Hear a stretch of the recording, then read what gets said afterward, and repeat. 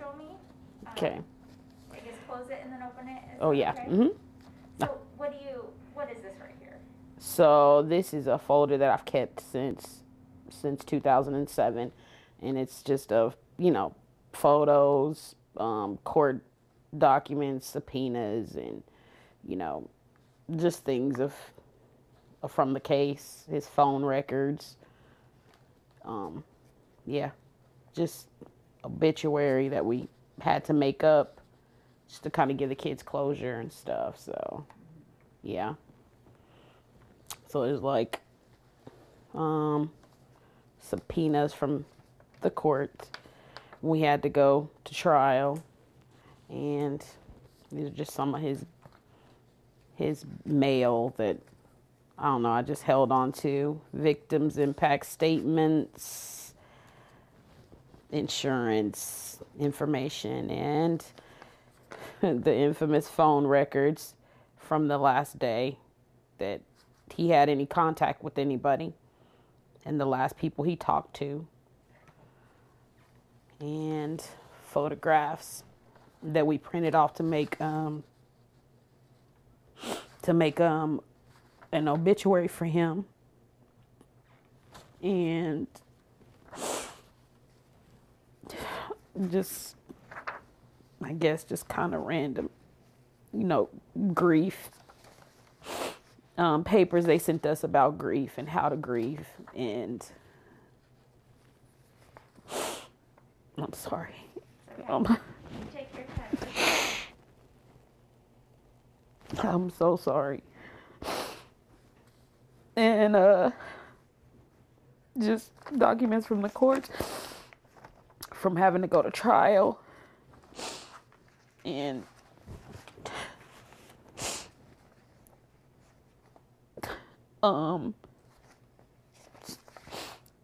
papers that we got from the victim's advocate.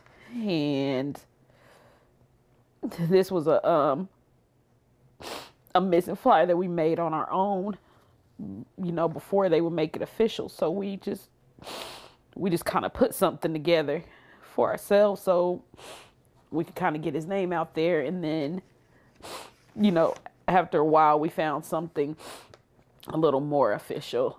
We found websites and, people that were willing to help us. So it was just stuff I held on to. I wasn't really ready to let go of. So it's a lot of memories. Oh my God. Yeah, things you don't think still affect you, but they do. So yeah,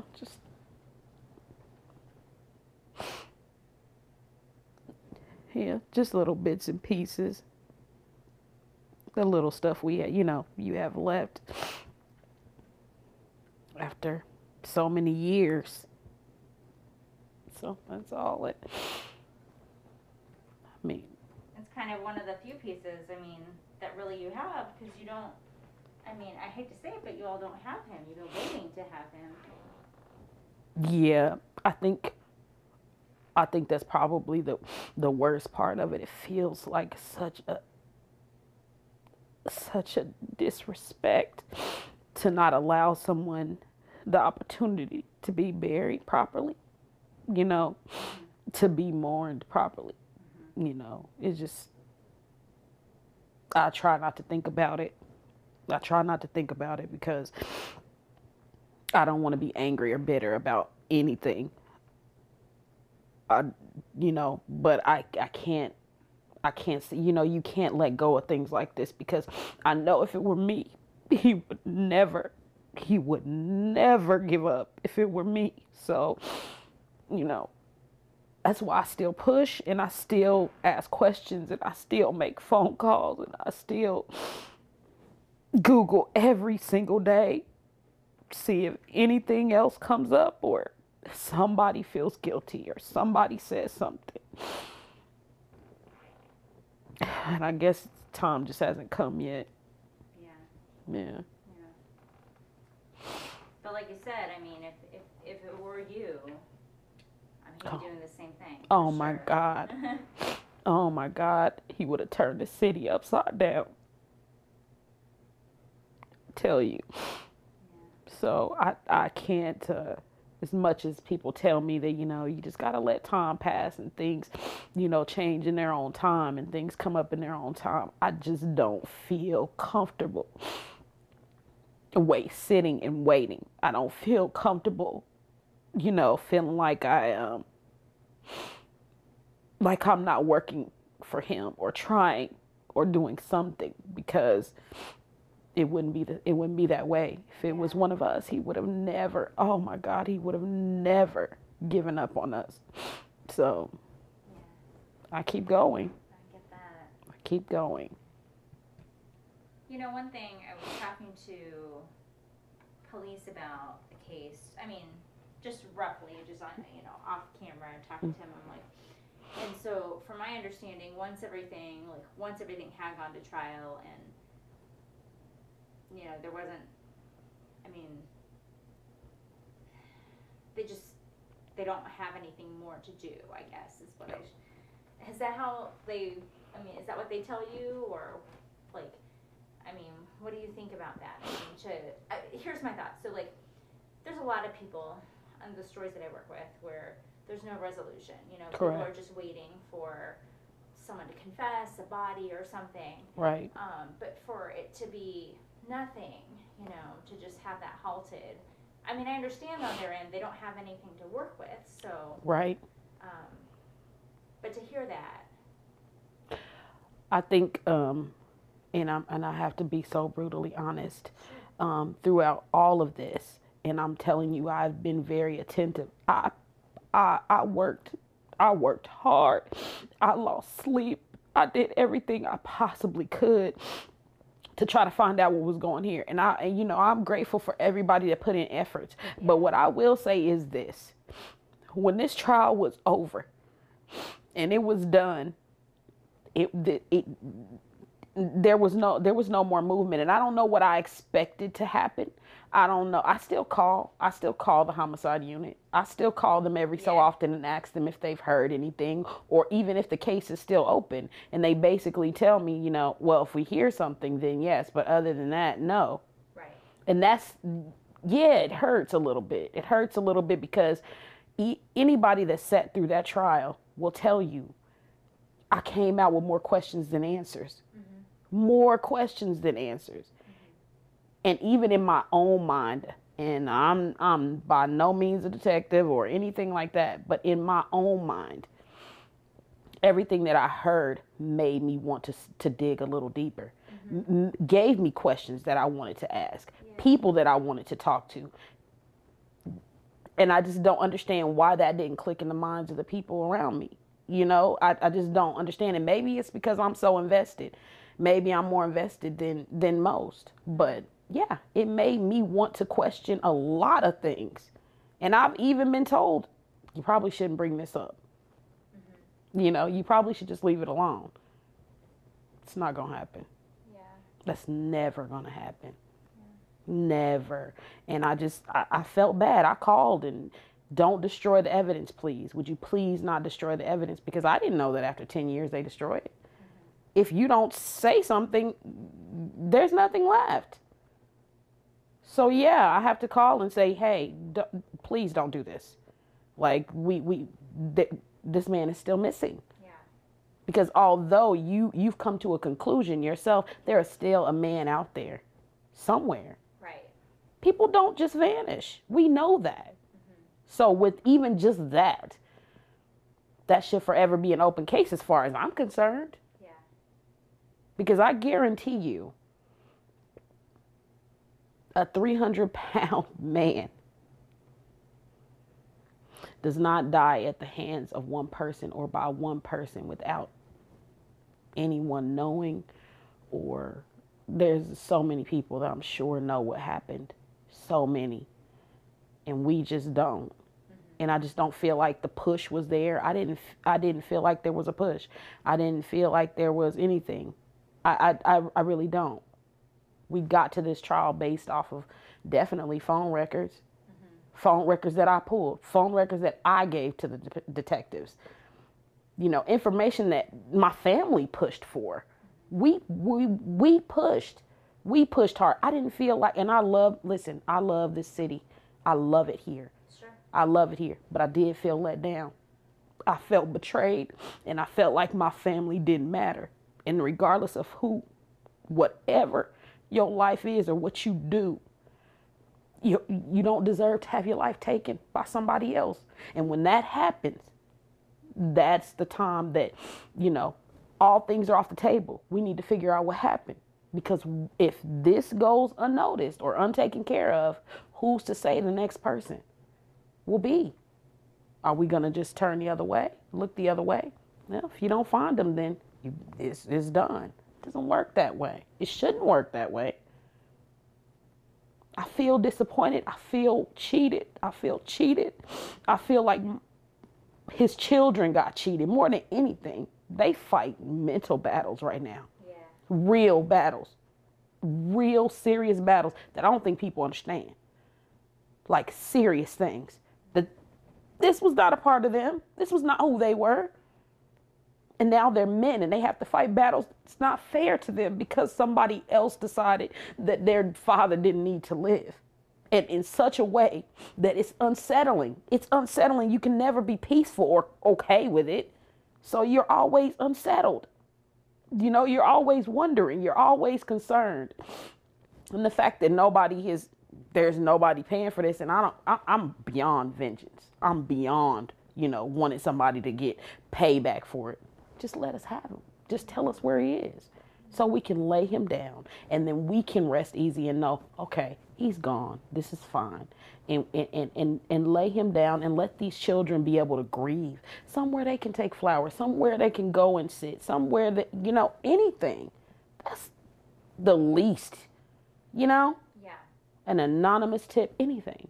Just anything. And I just think, it didn't, I will say this, a lot more people talk to me than I think the police talked to them, and I didn't ask for information. It was given to me because they knew I wanted to know. Right. So you never gave up, but no, you feel they did.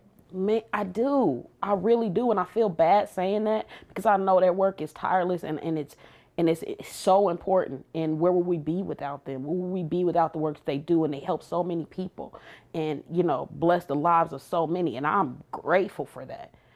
But when it came to my life, when it came to, my family, I felt like the ball got dropped.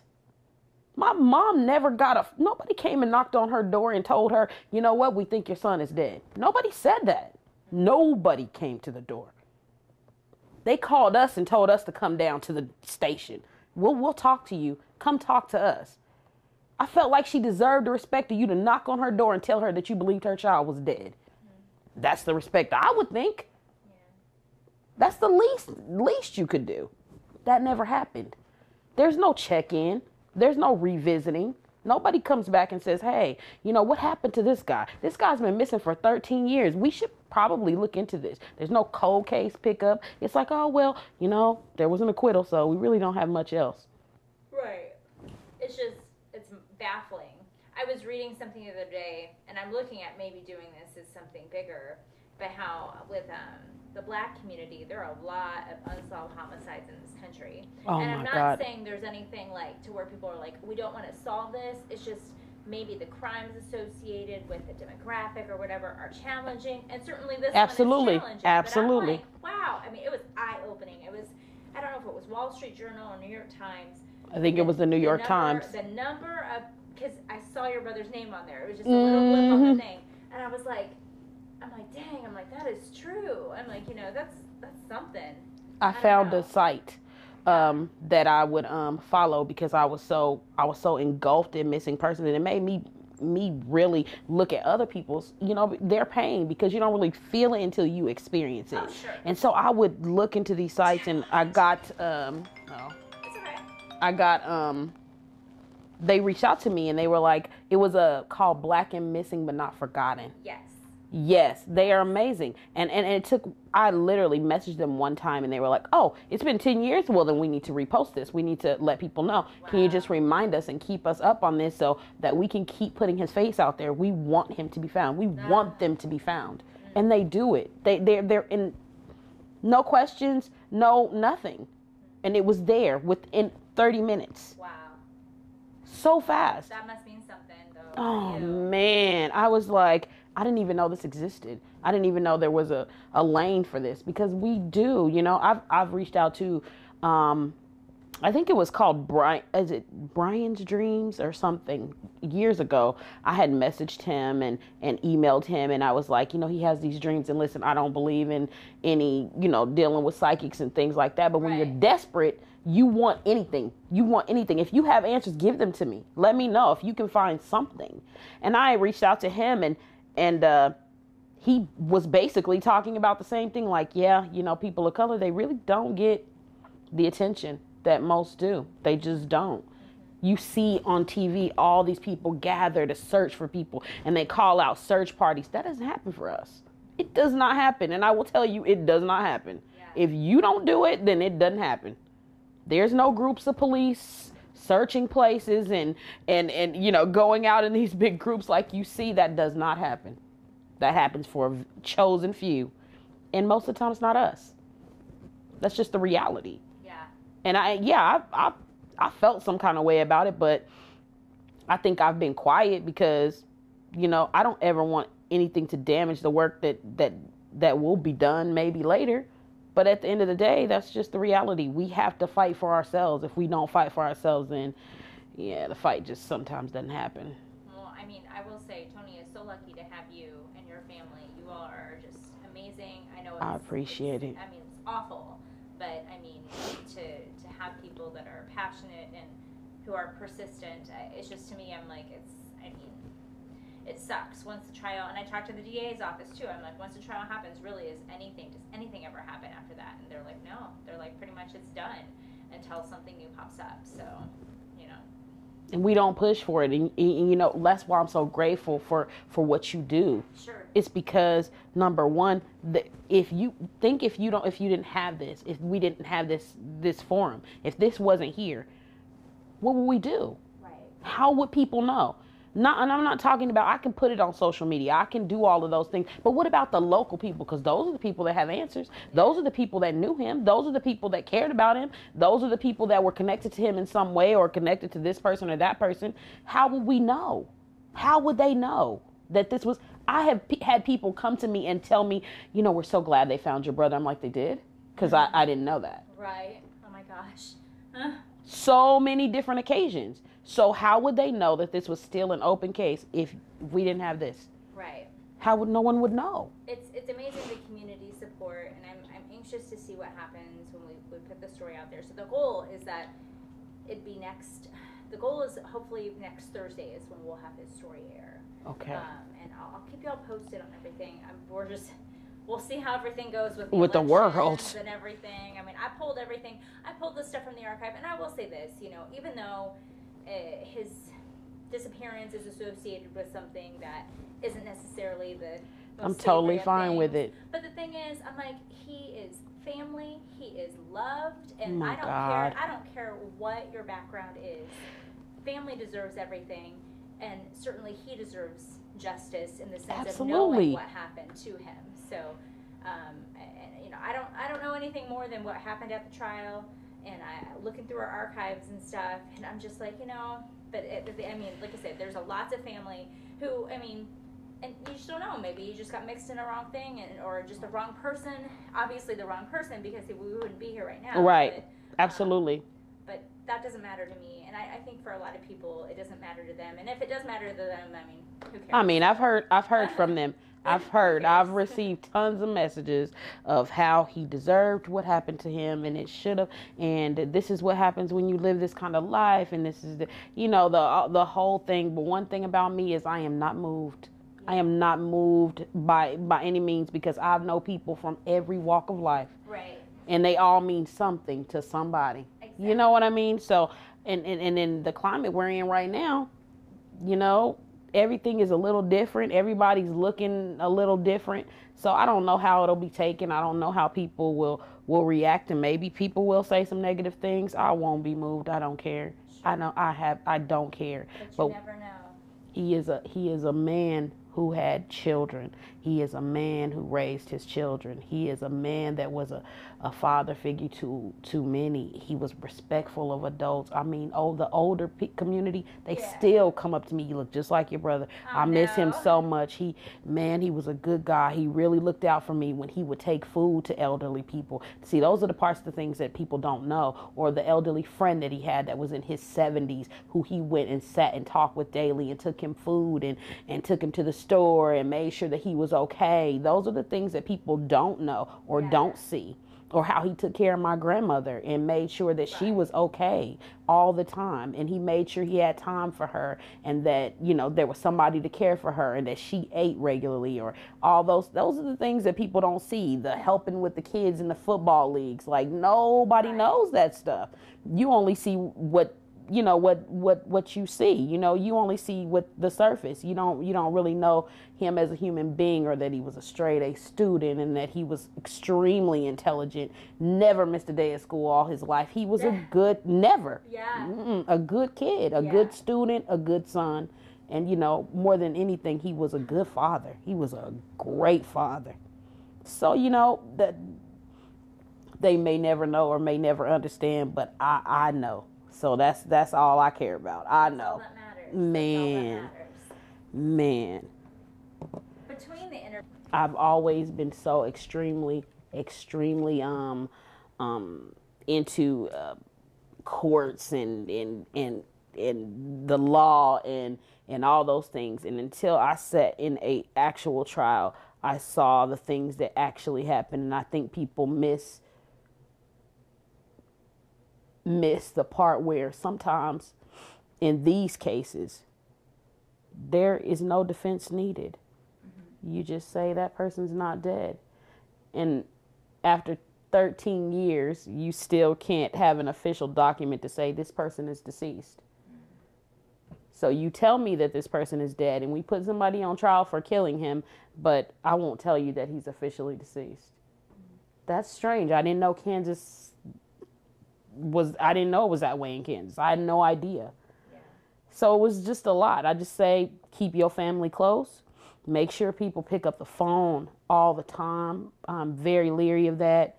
And when people are not picking up the phone, sometimes it's extreme, but you gotta leap into action immediately. Because if you don't, it's so easy to find yourself in situations like this. So be mindful of people, where they are, and keep in contact with those people that maybe you don't see for weeks or days or whatever. Just check in all the time. Check in all the time with those people you don't always see, so you can know that they're okay, because it only takes a second for it all to change.